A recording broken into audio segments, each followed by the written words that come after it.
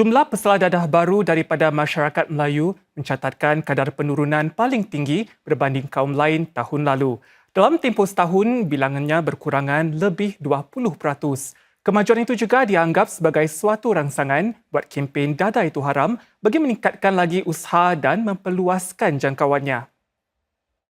Dalam perangkaan tahunan terbaru Biro Narkotik Pusat atau CNB, bilangan pesalah dadah baru merosot daripada 936 pada 2021 kepada 797 pada 2022.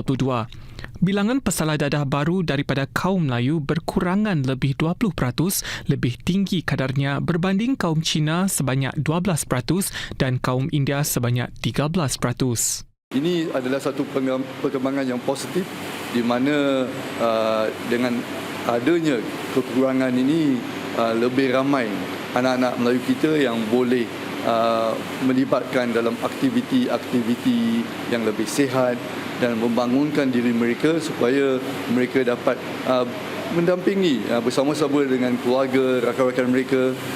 Meskipun kemajuan demikian, usaha kempen Dadah Itu Haram akan dipergiatkan lagi. Dalam usaha untuk meningkatkan lagi kesedaran tentang mesej anti-dadah serta meluaskan lagi jangkauan, Menteri Negara Ehwal Dalam Negeri Profesor Madya Muhammad Faishal Ibrahim turun padang hari ini bagi mendampingi masyarakat di sekitar kawasan Kampung Gelam. Dalam usaha tersebut, para sukarelawan beramah mesra dengan sekitar 300 orang bagi menyebarkan mesej anti-dadah. Inisiatif ini turut disertai para relawan dari kumpulan motosikal, gunting rambut dan rangkaian belia. Sejak dilancarkan pada 2017, pelbagai usaha sudah pun dijalankan termasuk di masjid-masjid dan menurut Dr. Faishal, sudah tiba masanya untuk usaha-usahanya dikemas kini untuk mendampingi lebih ramai anggota masyarakat. Kita mahu memikirkan bagaimana kita boleh terus meluaskan pendekatan kita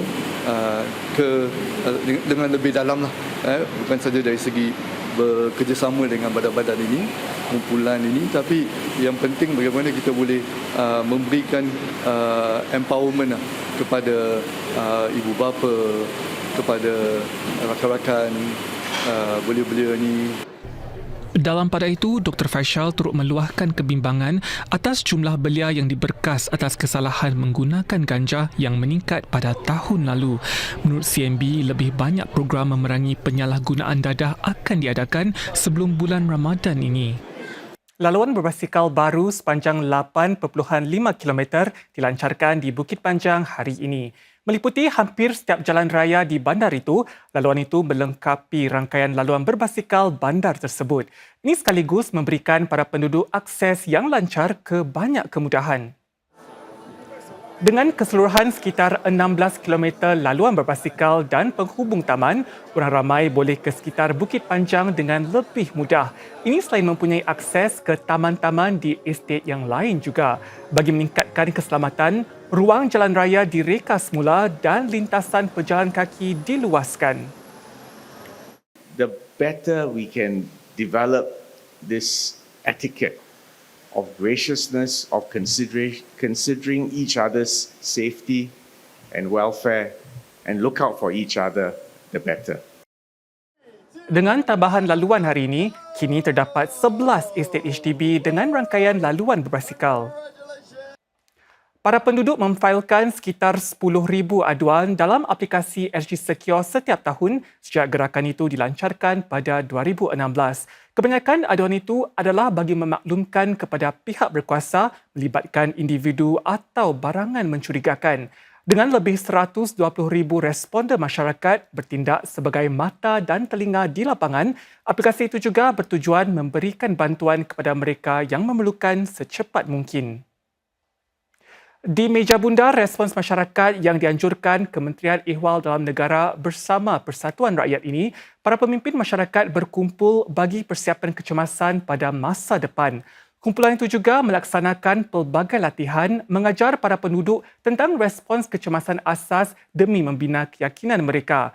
SG Secure menyatakan pihaknya akan meneruskan usaha untuk menggalakkan orang awam mendaftarkan diri sebagai responder SG Secure. Seramai 68 anggota Pasukan Pertahanan Awam Singapura atau SCDF yang tiba di tanah air pada awal pagi tadi disambut sebagai wira-wira selepas dikerahkan ke Turki selama 10 hari bagi membantu para mangsa gempa bumi. Bunyi tepukan gemuruh bergema sebaik sahaja kontingen operasi Lionheart muncul di Dewan Ketibaan Lapangan Terbang Changi siang tadi. Kepulangan mereka disambut meriah oleh kaum keluarga. Operasi Lionheart bermula pada 8 Februari lalu apabila SCDF mengerahkan pasukan pertama 20 pegawai ke Turki dilengkapi dengan peralatan mencari dan menyelamat di bandar serta alat pengesan nyawa. Pasukan kedua SCDF dikerahkan beberapa hari kemudian. Kontingen itu menjalani tugas dalam cuaca amat sejuk dan terlibat dalam 2 operasi yang berjaya menemui mangsa terselamat. Ini termasuk seorang remaja lelaki 12 tahun yang terperangkap di bawah timbunan sebuah bangunan 3 tingkat yang runtuh. They did a fair bit of work coordinating others, working with NGOs, relief supplies. And they deployed search canines, life detection equipment, assisted with the retrieval of bodies from the rubble at various sites. So we are proud of our team and their good spirits, contributions in spite of the very difficult conditions. Kami dapat melihat bagaimana bukan saja mereka dapat menyumbang dari segi kepakaran, tapi semangat untuk menolong rakan-rakan kita di Turki itu amat membanggakan kepada bukan saja keluarga mereka tapi masyarakat Singapura. Jadi kami rasa gembira mereka telah pulang dan sama-sama kita meneruskan usaha ini untuk membangunkan keupayaan kita dan kalau ada krisis di Singapura ataupun di mana-mana kita tampil ke hadapan untuk menyelamatkan nyawa. Pasukan operasi Lionheart telah menjalankan 20 misi seumpama itu sejak tahun 1990. Keberanian kontingen Lionheart turut menyentuh hati masyarakat Turki di Singapura. They are saving life 10,000 kilometers away. And this is a clear indication that how Singaporeans are connected with the Turkish. And it's deep in our heart. Lebih 45,000 orang malangnya terkorban akibat gempa bumi yang melanda Turki dan Syria pada 6 Februari lalu. Jutaan lagi penduduk kehilangan tempat tinggal. Saudara, lukisan mural yang baru dilancarkan di stesen MRT Serangoon akan membawa anda ke zaman lalu. Anda berpeluang melihat sendiri hasil karya seni ini di ruang berlegar MRT laluan Circle tersebut. Ia sebagai penghargaan kepada bekas tapak rumah Encik Lim Bo Seng yang terletak di kawasan Upper Serangoon. Wira perang itu ditampilkan dalam karya seni ini bersama para anggota pasukan Force 136. Ia adalah sebuah pertubuhan perisikan yang aktif semasa Perang Dunia Kedua. Mengenang pengorbanan ayahnya, Dr. Lim Wai Giok berkata, lukisan mural itu berfungsi sebagai peringatan bahawa keamanan negara tidak boleh diambil ringan. Lukisan mural itu juga menampilkan beberapa mercu tanda lama dan sedia ada di kawasan tersebut. Ini termasuk Blok Pelangi 316 yang terletak di Hougang. Mural itu merupakan hasil kerjasama kedua antara SMRT dengan Sekolah Seni Singapura.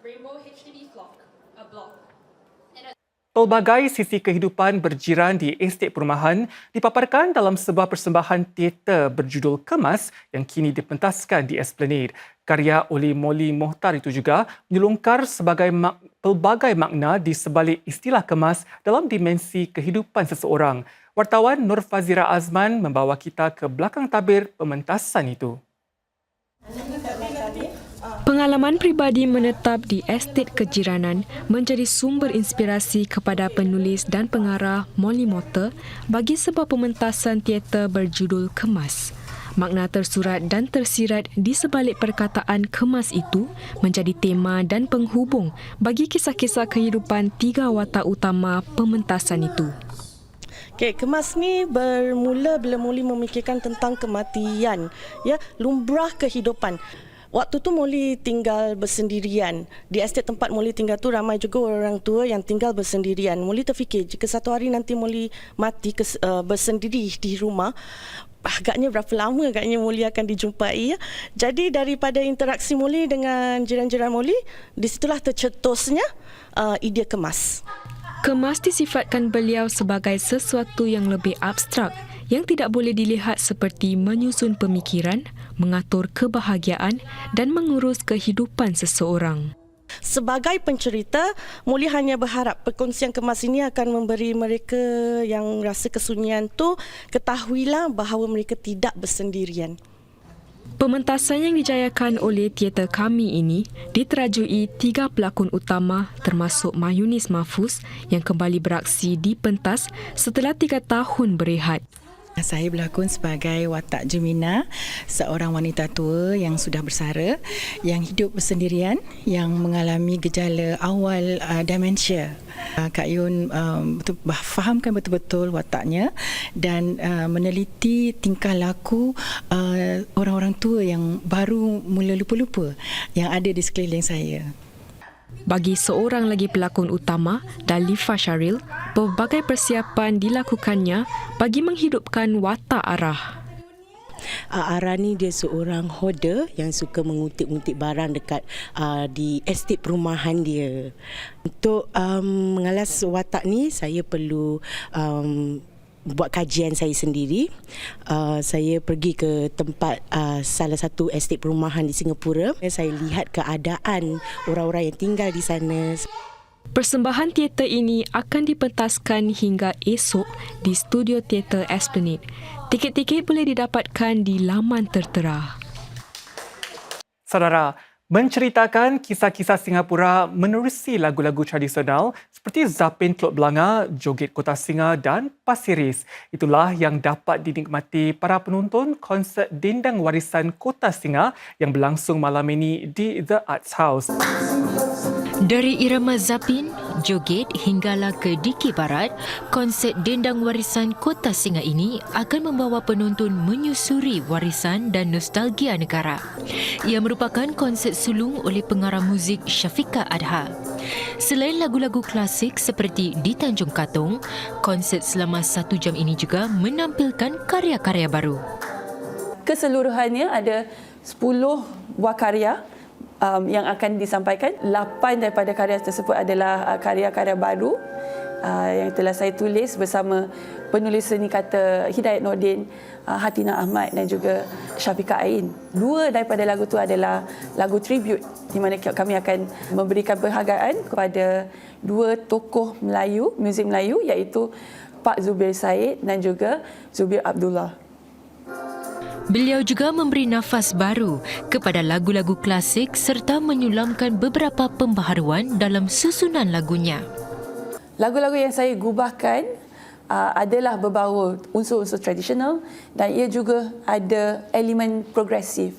Dan ini juga untuk meraihkan betapa berkembangnya seni muzik tradisional Melayu di Singapura. Projek yang disokong Majlis Seni Kebangsaan dan Arts House Limited ini merupakan sebuah inisiatif untuk memperkasakan lagi muzik tradisional Melayu dengan warisan Singapura. Konsert Dendang Warisan Kota Singa ni meraihkan tempat-tempat, ikon-ikon mereka-mereka yang telah menjadikan Singapura Singapura. Jadinya tak perlu tunggu untuk Hari Kebangsaan. Hari-hari pun kita boleh meraihkan apa yang kita rasa yang cukup kita bangga dengan kota kita ni dengan lagu-lagu tradisional. Konsert ini juga menampilkan kumpulan gendang akustika dan buat pertama kalinya berkongsi satu pentas dengan kumpulan Diki Barat Nibong Tunggal. Ini memberi peluang kepada anak-anak muda untuk sama-sama menjayakan dan melestarikan budaya kita dalam seni muzik Melayu, gabungan Diki Barat dan orkestra. Satu pembaharuan dalam arena muzik industri orkes Melayu. Dengan usaha ini, gendang akustika juga berharap agar muzik tradisional Melayu dapat meraih lebih banyak perhatian dan kekal relevan dalam arus semasa.